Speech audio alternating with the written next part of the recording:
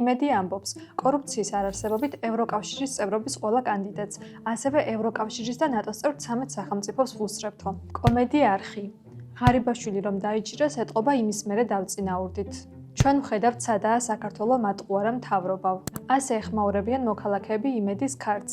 ეს რეაქციები გასაკვირი არაა იმ ფონზე, როცა კორუფციის ბრალდებით ოცნების ხან ერთ მაღალ ჩინოსაც აკავებენ, ხან მეორეს. 12 იანვარს 1 მილიონ ლარის ჯარიმა და 5 წლიანი პატიმრობა მიუსაჯეს ირაკლი ღარიბაშვილს, რომელიც 2012 წლიდან მოყოლებული ჯერ შინაგან საქმეთა მინისტრის პოსტს იკავებდა.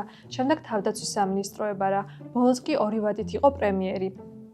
სისხლის სამართლის რამდენიმე საქმეზე ქრთამის აღების ბრალდებითაა დაკავებული სუსის ყოფილი უფროსი გრიგოლ ლილუაშვილი. ფულის გათეთრების და სამსახურებრივი უფლებამოსილების ბოროტად გამოყენების ბრალდებით ციხეში ზის რომეო მიქაუტაძე, ეკონომიკის მინისტრის ყოფილი მოადგილე. იგივე ბრალდებითაა დაკავებული თავდაცვის ყოფილი მინისტრი ჯუანშერ ბურჭულაძე. მას 9-დან 12 წლამდე პატიმრობა ემუქრება. ეს რამდენიმე მაგალითი ცხადყოფს, რომ საქართველოში კორუფციის არარსებობაზე საუბარი ზედმეტია, თუმცა მოდით იმედის მიერ გავრცელებულ ინფორმაციას დაუბრუნდეთ. მსოფლიო მართლმსაჯულების პროექტის მიერ მომზადებულ კანონის უზენაესობის ინდექსში კორუფციის არარსებობის რეიტინგს მართლაც შეხვდებით. იქ საქართველოს 153 ქვეყანას შორის 38 ადგილი უკავია. ამ რეიტინგს თუ გადავხედავთ, ვნახავთ, რომ საქართველოს პოზიცია წლიდან წლამდე უარესდება, თუმცა ოცნების წევრებს და პროსახელისუფლებო მედიას ეს თქვენთვის რა თქმა უნდა არ უთქვამს.